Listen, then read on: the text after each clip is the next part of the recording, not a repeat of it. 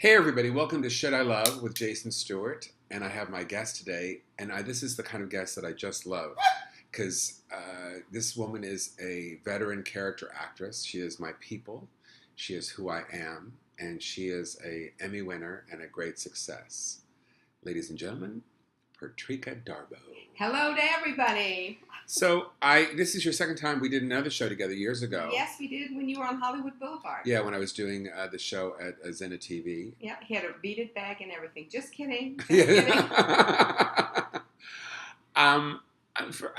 We met at Screen Actors Guild because both of us are people that love to give back. And that's something I also love about you. Thank you. Thank you very much. I think what goes around comes around, and if you want people to treat you the way you want to be treated, then you need to treat them that way. So. And I think as actors, we have time sometimes. We're either working or we're not. And I think that when you have a modicum of success, it's your job. I always think it's part of our job to give back. It gives me the opportunity to step up to the plate and become a better person. And that's the way I think of it. Well, and it also connects you with other people of like mind, and you start growing. You're not staying in one place all the time. There's an email. And because I thought I shut off the email, and I said it right before. And it's an email from the Wrap. Oh my God, what's happened? Is it a job? Do we have a job? Yes. It's so funny because folks know that I do this at home in my office. So occasionally I forget to do something because I am a one-man show, except for my executive producer, Scott Crawford, and we'll do his little commercial for his bed and breakfast later. And thank you so much, Scott. Thank you, Scott, because I'll be coming. Also, people, we are in his house right now, and it is so damn tidy. Is it? It is tidy, and there's no dust or anything. Who would think a bachelor would be so tidy? You know, a bachelor in quotes. Like a bachelor. God, I've been called that. I'm a bachelor, like one of those gay men in the 60s where they would call, oh, he's a bachelor. A confirmed bachelor. Yeah, so and he loves his mother, which is true. I do love my mom. And Mom, if you're listening, you know I love you. But so something happened. You got sort of pulled out of the ranks a year or two ago, and you won an Emmy for your work. And tell us the show. It was the new short form category that the Emmys is doing, which is anything between 5 to 15-minute episodes of a show. I won the Emmy for, I'm the first actress to win the Best Actress in a short form for Acting Dead, starring Brian Beacock, who also wrote and I guess he co-created it himself. Dream On? It's what? Was it Dream On? No, Acting Dead. Yeah, who was the guy, Brian? Brian Beacock. Oh, Beacock, okay. I'm so sorry. Brian did A Naked Boys Dancing. Is that it? No, Naked Boys Singing. He originated it or wrote it or did whatever he did with it. And you got to see a lot more of him than you didn't know you were going to see. But woo-hoo! But he plays an actor who can't get a job. And he decides that the only people working are zombies. So he goes to this place that turns you into a zombie. And starts working all the time, which I'm very grateful for because I play his ex-travel agent, now his talent agent. Oh, wow. So it was a lot of fun. And then, of course, to win the Emmy. Who would even think when you're doing a little web series that would happen? Were you just totally floored and shocked? You know what? It is the future. The digital systems that are going on right this moment. I was shocked because I didn't know at the time that the Primetime Emmys, which is the Academy of Television Arts and Sciences, had instituted this new category for short form. It's just, it was only Best Actor or Best Actress. There were no supporting things in there, so I'm very grateful for that. But this year, for the Independent Series Awards, I'm nominated for 3 different awards, all digital shows, all between 5 and 15 minutes. You're nominated for Best Guest Star in The Bay, which is... which you were also nominated for Best Supporting Actress or Best Guest Actress. Best Guest for ISAs. For the Daytime Emmy Awards. Daytime Emmys. So it's your second Emmy nomination. Yes. Very grateful. Ladies of the Lake, which is based on a book written by Ken Corday from Days of Our Lives. So to be asked to do that. And Ken, I don't know if you're listening or anybody, but Ken, get well soon. He just had back surgery. He was in pain, and they're trying to fix that. But and we're that's in Ladies of the Lake? Ladies of the Lake is based on a book he wrote, Ladies of the Lake. Wonderful. We just shot our second season of that. And then this other show called The Indoor Boys. Alex Weiss, who I worked with on Bold and the Beautiful, created it with his writing partner, and who is now on Broadway. And I can't think, all I know is Tay-Tay, because that's what he calls him all the time, and I feel bad about that. But he's starring in SpongeBob on Broadway this moment. So they're going to shoot their 3rd season back there. So it's wonderful. Well, 3 Indie Series Awards, an Emmy nomination, a 2nd one, and now you can go because you already have one, so it doesn't matter whether you win or lose. But I think you have a good chance. Thank you, honey. I think the best part about it is, your fans love you. You know that, and we appreciate them. I'm sure you'll agree with me. We appreciate our fans. But to be nominated or honored by your peers, wow, that means you're doing something right, and I'm very grateful. Very grateful. Yeah, and I think the Indie Series Awards are a great idea. I did a web series years ago called Mentor, and we were nominated for 3 of them. Then Yes, it was it's really great. I'm hosting it this year. Oh, are you? On April 4th at the Colony Theater. So I'll be hosting it, and people are coming. I don't think people realize this is an international thing. Emma Thompson, and I always go, the Emma Thompson, who I think is a talent beyond talent. Of course. She was in a web series last year that was nominated. So, wow. And that was from Australia. She did it in Australia. So that tells you how wide this whole thing is. And it's also become, in the Bay is an interesting thing because it was one of the first series to get some real big traction. It's a soap. It's a soap. It's a continuing story. Gregory Martin created it. He is a marketing genius like that. And he was very smart in the fact that he has practically every soap star that is out there is being able to do something on that show. There were 18 soaps when I started, like in 1998. There's only 4 left. And what happened is that these soaps seemed to disappear or go on the net. And people thought if they went on the net, people would not watch. And I think that there was a transition period. Well, I think, and also certainly it wasn't the same money as one was making. Absolutely not. And that's certainly part of the problem, working on these series is you're getting a lot less money, and in some cases not at all. And it's you're doing it to help out a friend. You're doing it to help a friend. You're doing it. I got an Emmy. Who knew? But you're doing it because as performers, we want to perform. We want to do something. I'm an actor. An actor acts. Yeah. Yeah. And so here's my 8x10. Do something. And 8x10 is going to be an obsolete statement. It almost is. Yes, it's kind of one of those people go, what? I stopped taking them into auditions. You can't, no, who does now? And that drives me crazy as we go about acting now. This, my thumbnail, she's showing him her thumbnail. That's what the casting people look at now. Oh, I know, a tiny little. Right, like, so there was a while there they were wanting to do body pictures just before the transition came of everything being online, and now it's totally, It's crazy. It's crazy. So let's talk for real. So I remember when I interviewed you a couple years ago, and I was so excited. I didn't know you as well. I just knew you as a union activist, and we'd only known each other about doing things for the union, which is SAG-AFTRA. And certainly SAG-AFTRA is going through a real transition in terms of them finding a way to make us money in these new media projects. And it's really hard. And for me, it seems like we are having the same problem that everybody else in the country is having. We are no different. And folks who are not in the industry, I know a lot of industry people listen to my show, but folks that are not, you and I are just working Joes. We're working character actors. You may get recognized all the time, but it doesn't matter. We're not the George Clooney's or the Cameron Diaz.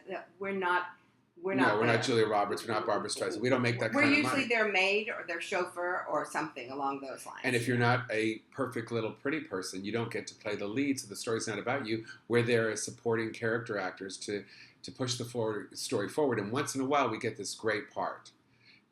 Once in a while, we get a great part in something. Yeah, in something.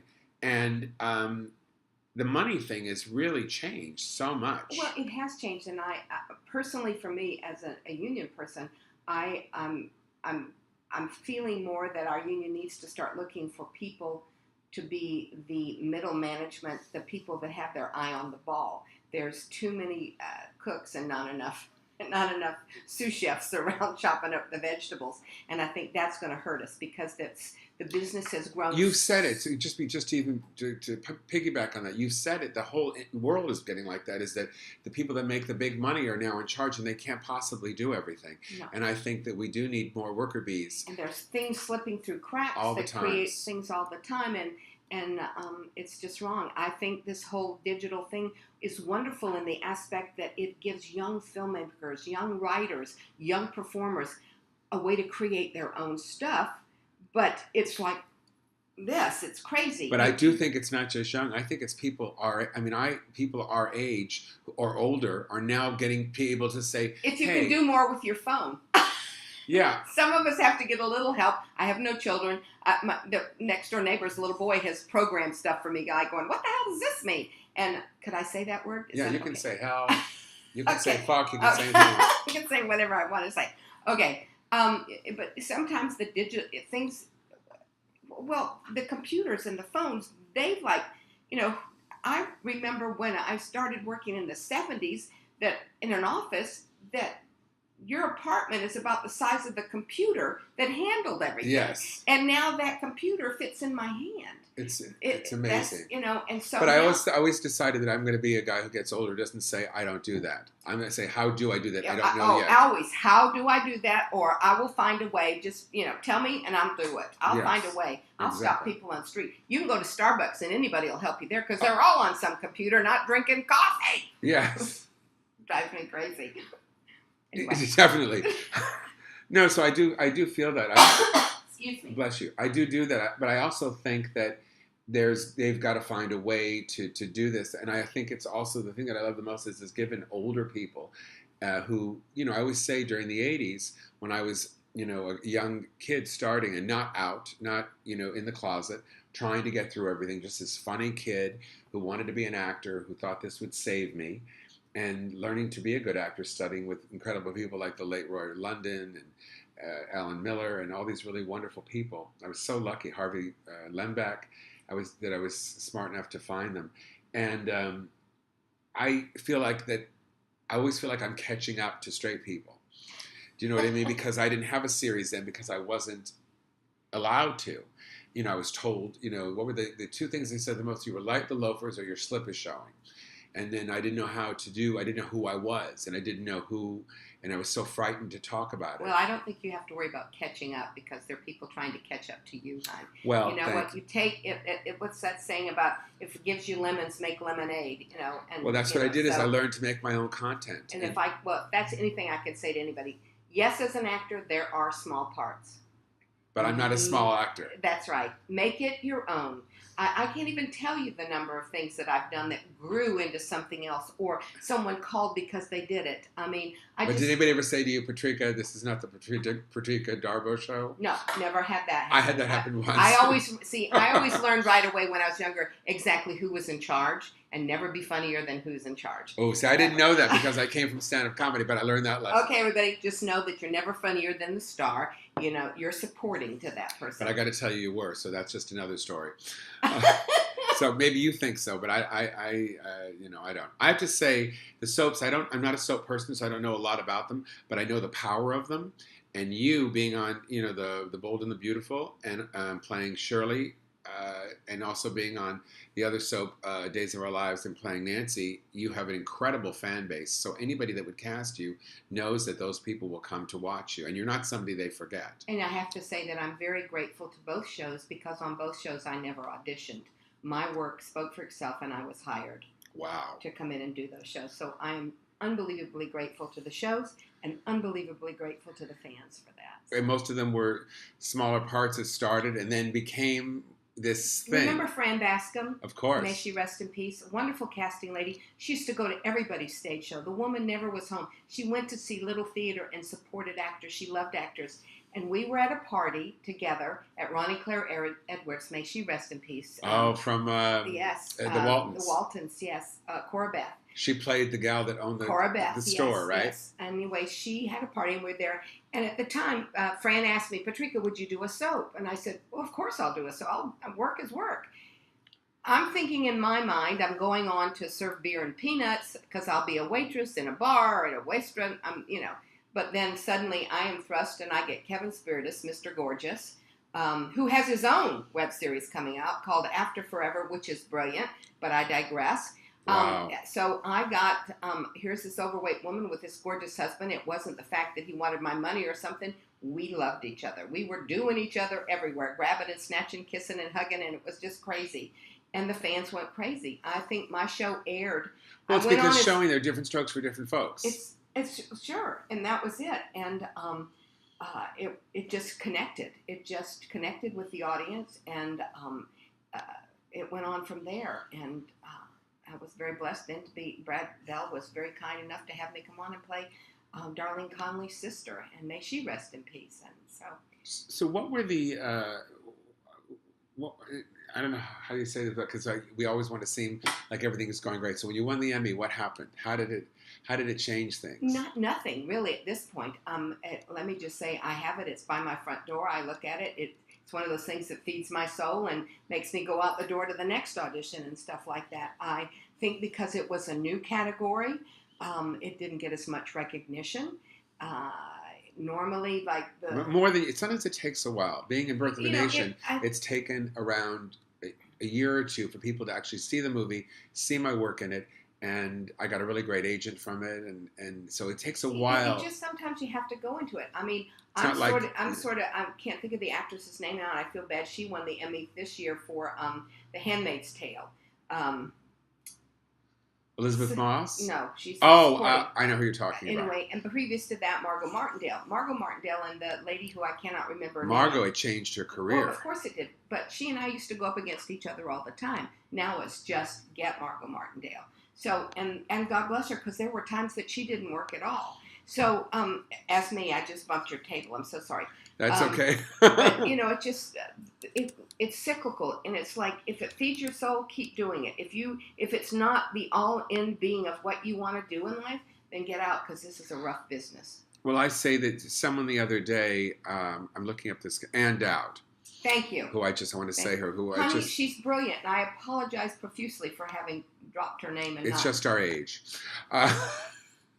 I think that's what I say. So I copied that. And I saw her speak at the Screen Actors Guild. And she actually cried during it. She was so emotional to be in this position. And that's when she was campaigning for the Emmy. And everything is a campaign. Everything is PR, because it isn't like when you were doing big movies, mostly 20, 25 years ago, everybody would see those movies. And now you do a film, and if somebody sees it, that they're going to see it maybe a year later on cable, maybe on streaming, maybe on a DVD that they found in a bin someplace, maybe a friend told them to watch it. What's really great is everything has a longer life. What amazes me is that everything, it keeps being geared to younger people, and then the millennials. Everything is on their phone. Their attention span doesn't shorter. last. Yeah, much shorter. But when they dig something, they dig something. Absolutely. So why then is everything geared? Is everybody hoping in the producing world that it's going to click with the millennials? We don't care about anybody else? Well, I'm working on a series called 50. Okay. About people over 50. Hello. Tell them I'm available. I'm the producer. So. Hello, I'm available. Yes. But the whole thing is that what I'm just trying to say is I got the money. I own my house. It's paid for. My car is paid for. My husband's car is paid for. I have a pension. I have retirement. I have the money, but nobody wants to cater to me. Yes. So, I'll read a book. You know what that is? Paper stapled together, and you turn the page and you read the book. But you will also read it online. Okay, yeah, because I know how to do all that stuff. But my point is what about me? Well, I was told by someone else that they're going to say, we'll be dead soon, so they're not... This is for you, and this is for the horse you came on. So, no. We're still buying things while we're alive. Yes. Thank you. Oh, my God. So, I mean, you've worked with some people that just sort of blew me away. I mean, you really have. Honey, I'm old. That's what I'm saying. Call me that 50s show. I'll be there. I'll be your mom. So you work with Sam, we're selling Hero. You work with Sam. Here we go. And I'm like going, who's he trying to tell me that I worked with? Gorgeous man with a mustache. Sam Elliott. Yes. Mm-hmm. Yeah. Nicest nicest man. And what I love about this particular filmmaker is that this is his second film, and he's a younger guy. Am I correct?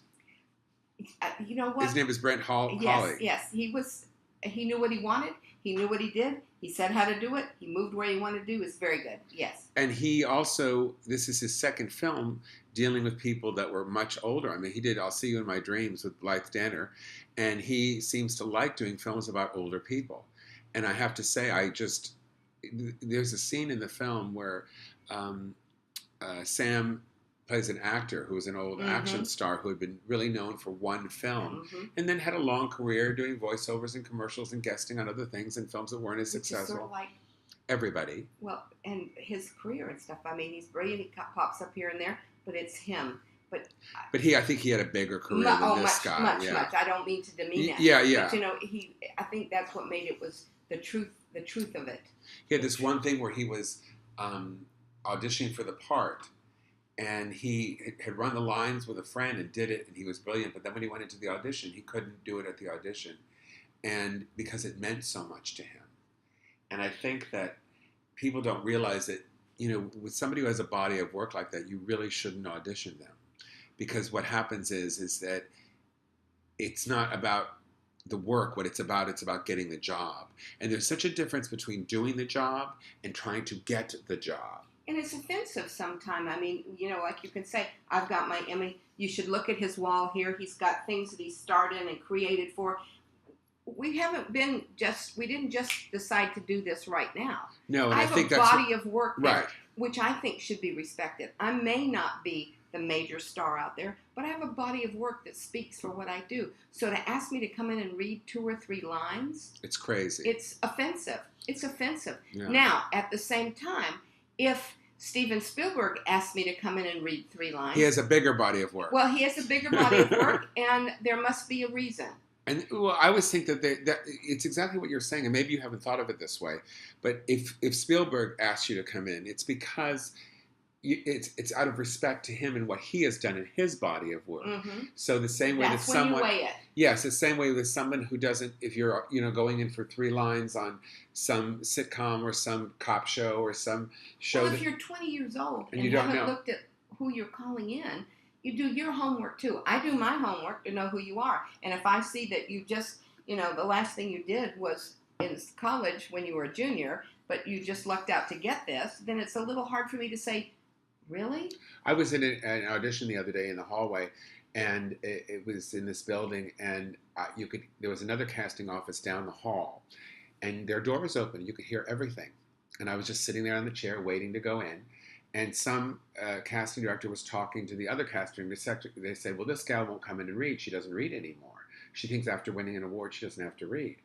And and I just told them, look, she's not going to have a career. And I thought, wow, I don't know who the other actor was. And then some other actors were talking about that same casting director in that same office and with a similar story. And I thought, wow, so they really have a thing about being able to be in charge. And I think now you can watch someone, I don't know about you, what I do is I have maybe 20 different 1 to 2 minute videos of my work playing different characters. Here's my plantation owner. Here's my psychiatrist. Well, we all have those takes. I mean, right. We try to pick our best. For me, the hardest thing for me is to get into a role that's dramatic because people know me as a comedic actress.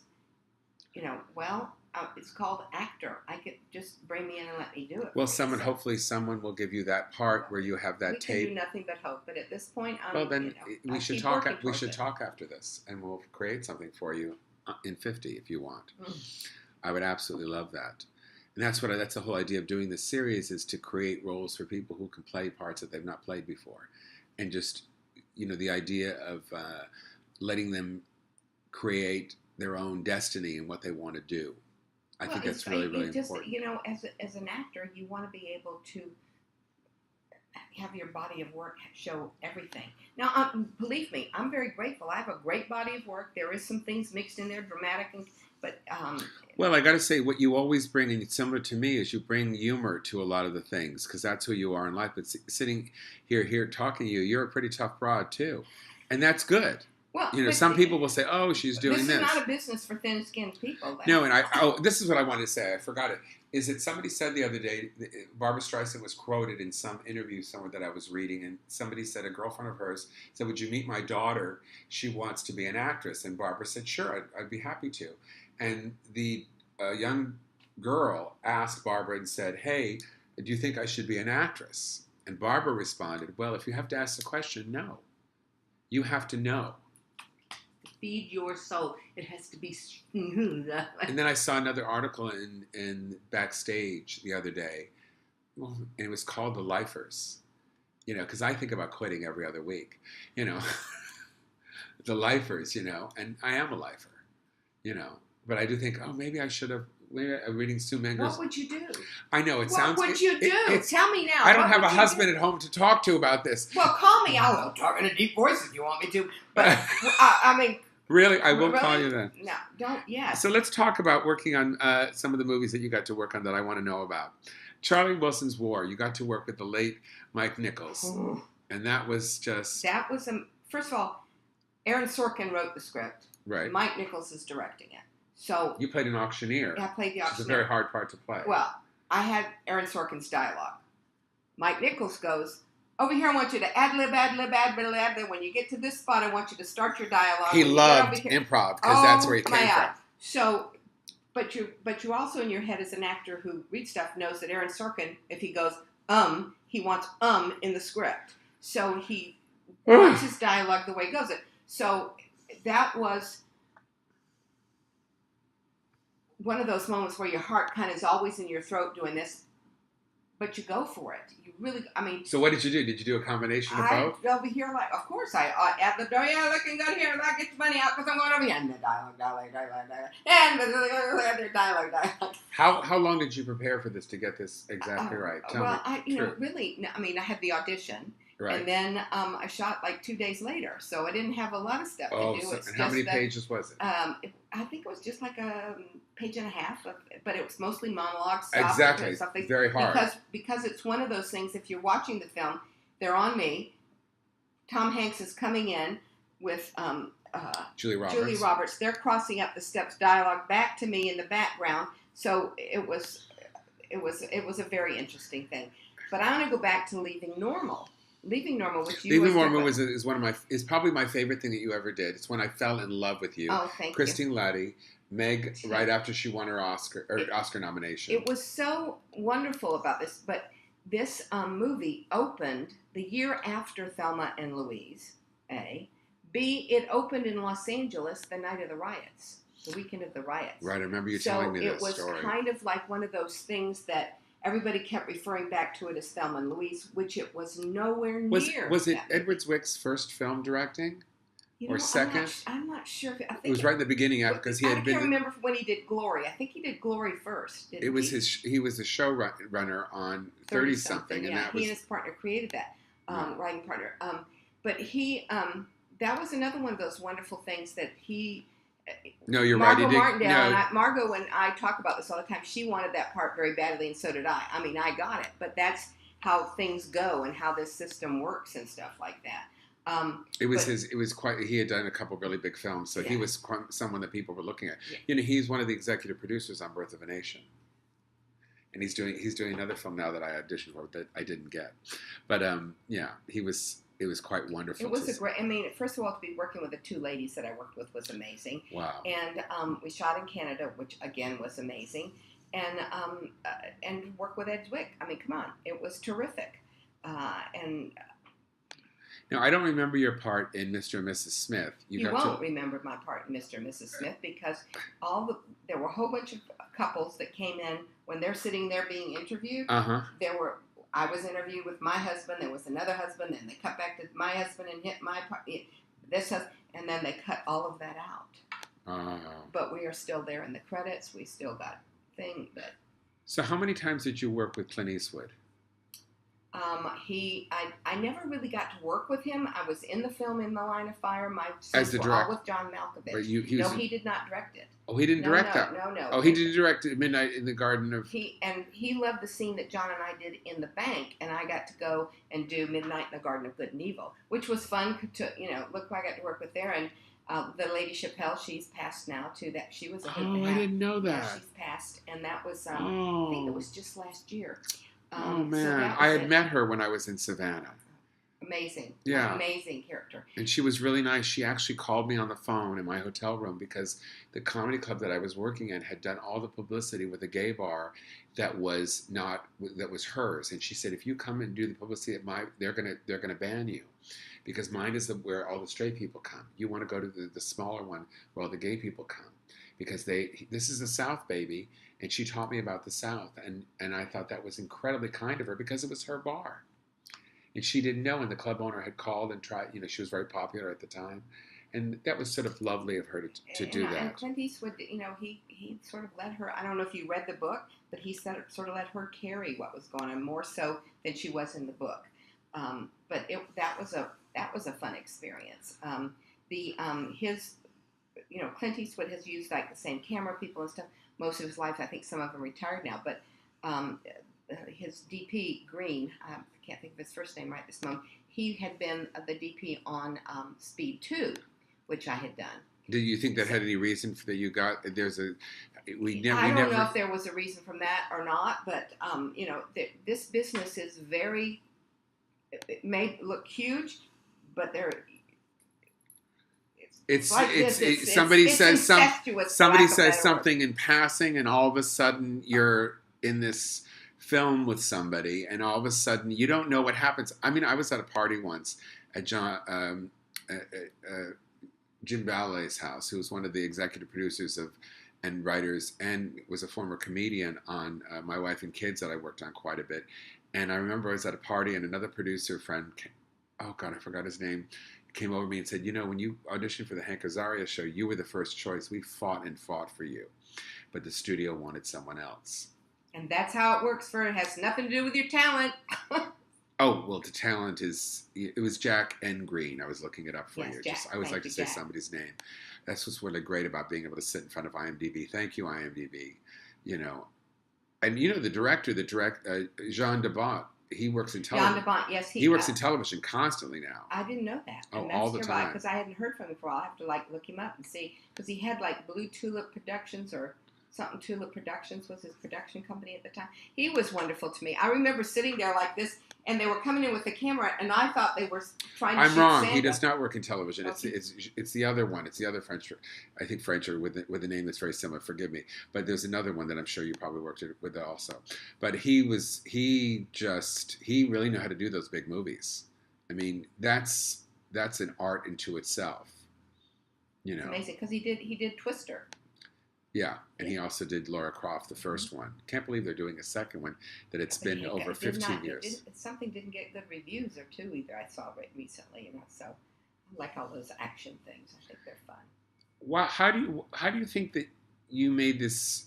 There was a time, 93 was an incredibly big year for you in terms of things coming out. It was? Being on Seinfeld, being in the Line of Fire, having just been in Leaving Normal the day. Oh, and Step by Step, I got on the series then too, I think started 91 or 92. Yeah, the whole early 90s, yeah. For me, yes. Step by Step was with Suzanne Summers and Patrick Duffy, who's got a really good dramatic part in some really great film right now. Oh, you have to tell me, I haven't seen it. But Patrick was also in Bold and the Beautiful. Oh, was he? Yes. So we're traveling around in circles together. And then before we started talking about Roseanne, where you actually played her in a lead in a film when there was a story about her life. Did she produce that film or have anything to say about it? No, nothing at all. That was an NBC Movie of the Week. At the same time, they also did a Fox version of it. Steve, who played my husband on the show, Stephen Lee, he has passed away. So it's, golly, I'm thinking here, I keep saying they passed, rest in peace. I'm thinking, Lord, help us. People are dying. Who knew?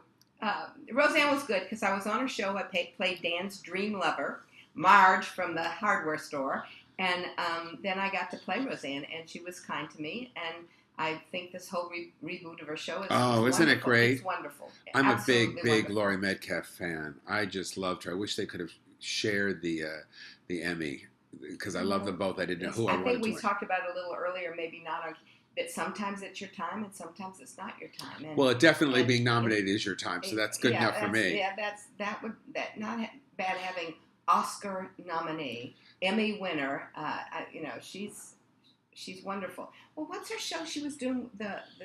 Moving On. The HBO, is that Moving it? On. Yeah, it was so good. Oh God, Going On or something like that. Yeah, it was so great. So good. I mean, you've done some stuff that just sort of just amazing. Also, one of my favorite movies was Corrina Corrina. Oh, that was fun. Corrina Corrina was funny too because I had I booked now my mind is going. I'm having one of those senior moments. Jessie Nelson was the director, who's a woman. Yes. Don't throw more names at me till I get to this other name. What's the? Give me just to help me with something. I'm trying to. Now Ed, who's now on. Ed Helms. No, just a second. Married with Children. Yes, thank you. Married with Children. Oh my God, thank you. You're good. Married with Things Children. that sound like I'll take the car, I'll take the curtain. I don't know what does my husband think. I booked Married with Children, and the movie was supposed to be the next week. And they called up to give me my call time. I said, no, I'm working. You have me booked next week. And they went, no, we have you tomorrow. I said, no, you have me booked next week. So then I had to call my agent. My agent so what they did was casting got upset or got confused and booked the wrong dates. So they had to get special dispensation from Married with Children for me to be gone till 1 o'clock. And then I had to be at. It was a great scene where you get in the car with them. You play it was just so wonderful. It was amazing because they got me there and they kept saying to me, now I got there at 6, my call time. It's now like 11 o'clock. I said, I have to leave here no later than 12:15 to be on the set at 1. They got special permission for me to be here, but I have to be there at 1. And you probably went No, this is a big movie. You don't have to worry. I said, excuse me, you made the mistake. You booked me wrong. We've all cooperated with you. I will not be late. I'm leaving at 12:15. If you haven't shot it, you better find somebody else because I am not messing up. Girl. That's the only time I'm like at my agent on the phone going, this is something like happening. And I can't even tell you how the throat is like this saying that to them. But I knew I needed to be She's there. holding her hand on her throat. Yeah, because it was it was scary. Terrifying because here I'm doing a role that they screwed up for, and this one that booked me and let me go is. This film meant so much to so many people. Whoopi should have been nominated for this film. I think it was one of the best things she's ever done. It was. For those people who don't know, it's about a woman who wants to be a writer for jazz notes. She wants to write a column about jazz. Okay. She loves jazz, and she becomes. But she's also wonderful about product. When they did jingles and product stuff. She wrote. She was a writer. Yeah. And she became in 1959. She became the, I guess in a sense, nanny for this young girl who would not speak after her mother died. Ray Lolita, in one of his best performances ever, plays the father, a Jewish. Just go rent that film because it is so good. She is brilliant. You don't have to rent it. It's online. You can probably stream it. It's probably right for you. It's probably on HBO or Netflix. Well, when she did Jumpin' Jack Flash. Did you see Jumpin' Jack Flash? She's wonderful in that. I mean. I think she was just, to me, an absolutely wonderful, wonderful actress. And now she seems to be relegated to doing small parts and things because she's on The View, and she probably only has a certain amount of time to do happens. Stuff. You can, get a paycheck. And I know she wants, and she wants, she's got a family, and she wants to be able to make a lot of money, and she, but I miss her as an actress. Because she's so good. Oh yes, yeah, absolutely. And I think she hasn't had a really decent role in a high-profile project in a long. She did a film called The Elevator, which is about 9/11 with Charlie Sheen. I haven't seen that. I haven't seen it. It came and went. What's the one she did with the ladies? The Tyler Perry film? No. No. It's okay. It'll come to you. I just want to do this. Blonde has her own production company, starting the Clarita Diet. Drew Barrymore. Drew Barrymore. Boys on the Side. Thank you. Hello. See how we get where we're going? We run around the block. We got it. We got there. Hey, yes. We got there. She was so good in that. That was, I'm going to cry at when she's singing. Mm-hmm. Just a beautiful, Well, Herbert Ross directed that, who was a wonderful studio director. Directed everything from The Turning Point to Goodbye Girl. Even Lucky Lady. Not Lucky Lady, Funny Lady with Barbra Streisand. But you get to that point where you suddenly remember, the scenes jump out at you like this. It really touched you, huh? That's, that again is... Did you ever work with Herbert Ross? No. Oh, I always wanted to work with him. He passed quite a while ago. Yeah. Who do you want to work with now? Anybody, just... No, but who do you really want to work with? Who do you just think, who's on your bucket list? Spielberg, obviously. Yeah, well, I think he's wonderful. I would love to work with Shonda Rhimes right this moment. I think she's creative, wonderful, and she's so good with women. Let's see. I wish she would get away from all the pretty people. I think that's the only thing. I think that I love pretty people too, but I think that when the show started, Grey's Anatomy, she had this fabulously interesting cast, and as the show has gone on, it's been more of a bedroom farce. Well, but she had McDreamy and all those people there, so it's sort of. But they were more. I mean, Patrick, what's his name, was a lot more. Dempsey was a lot more sort of a gorgeous character guy. That there was something about him that with the nose and the thing, and he just had this sort of edge to him. It's sometimes like if you've got the egg and it's really nice and you've carried it everywhere and it doesn't have any cracks in it. Why mess with that egg? She could bring it up in her nut, and she's got great deals going on now, so she could. Right, we'll see what happens with her Netflix stuff. I mean, she made Viola Davis a major star, so you can never. And you can't turn the TV on without seeing something or a film without Viola Davis in it. I mean, come on. Yeah. Really? Well, she really gives us all a lot of hope. You know what? And she's a chameleon. That's my hope. That's my hope that she gets to do that even more. Mm-hmm. Because I hope we all get to do that. But that's being an actor, and that's what I think when I went back to being a dramatic. I can do comedy, but I can also do drama. And if I'm only getting called in for one thing, that's all you're going to see. So I'm waiting for that. I'm waiting for that Handmaid's Tale. Oh wow! Aren't we all? Yeah, okay. Definitely. Definitely. But I want to work, so of course I'll keep doing whatever, does it, because it feeds my soul. I think if you don't work, you don't exercise the muscle. And, that's what we're here to do. And listen, working on the soap, you do exercise your brain because you get about 40 pages of dialogue a day. You got to know it. There's no cue cards. And virtually there's not a lot of stop and start like there are in film. So I hear that you just do it and whatever comes out is fine unless it doesn't make any sense at all. Well, no, you still need to honor the writers, right? And so but you do your best. I mean, if you say them instead of those or something, those kind of things. Right. But if you totally get the story whacked out, you're not. They're gonna. Of course, dude, but they don't do them live. No. And I think they've done a couple live a couple times. I think didn't they do YNR live and stuff? Yes. But look at the longevity of soaps. I mean, what other television show on the air can tell you they've been on for 45 years, 50-something years, 60-something years? Hello. It's crazy. Isn't General Hospital the longest? No, I think Days is. Days of Our Lives? I think Days is the longest, and then I think they're at the because I think I said like they're 60-something, so they've been on quite a long. Jeez Louise. Yeah. And are they on the net too, right? I think you now can see them all like on Pop Television, and then anytime on the Pop computer. is getting some interesting stuff. That's a really new channel that's owned by Lionsgate. I just guest starred on a show called Swedish Dicks that'll be on later this year with Keanu Reeves and Peter Stormare. How fun is that? Isn't it nuts? It's just things. I'm sure there's a show called "Isn't It Nuts" somewhere out there. There's so much. There is just so much television, so much film. I mean, and we were talking earlier, Tangerine was nominated for an Oscar 2 years ago. It was shot on an iPhone. It wasn't nominated for Oscar, no. It was Oscar. No, it was Oscar for Spirit Awards, and they tried, but his new film, the Florida Project. I was in Tangerine for those. That's why she's saying that. And his new film, The Florida Project, was nominated for an Oscar for Best Supporting Actor. I knew something for Willem Dafoe. Hello, Willem Dafoe, love him. Yeah. I've worked with him. He's brilliant. What'd you work with him on? Speed 2. Oh, he was, yes. On a ship with him. Nicest man. Really had a good time. And in fact, at the time, I'm trying to think. I think it was Kimmy Robertson. She helped him get a voiceover agent because he wanted to do. His kids wanted him to do The Simpsons, and he hadn't done it. And he ended up getting a job on The Simpsons. She got him routed to him, and he did The Simpsons and stuff. See, we're always networking together, and always supporting. and we never know what the other person wants to do, and. I used to call, when I did Kindergarten Cop, I used to call Carol Baker when I would read that there was a part for her somewhere.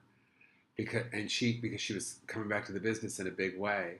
And she said, God, if you ever hear anything, if you ever see anything, and then I'd go up for something and I'd see some older women there, and then I'd call her and say, hey, who knew that I'd be calling, Harlow, the star of Harlow, the Carpetbaggers, gorgeous. and Baby Doll, an Oscar-nominated actress. That scene in Kindergarten Cop in the when she's shooting, Yeah, well, she was great. She was amazing. I don't know. She's still with us. She's probably quite old right now. Yeah. So she's in her 80s, but it was still wonderful. So this is so great to have you on the show. Thank you, honey. If people want to contact you, how do they do that? Well, I'm at Patrika Darbo Twitter. I'm Darbo Patrika Instagram, and Patrika Darbo on Facebook.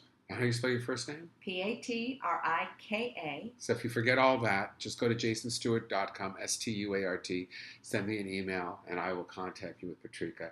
I cannot thank you enough. Honey, my pleasure. I'm here. I've got to get my roster out for other people that should do the show. I would love that. So everybody, take care until next time.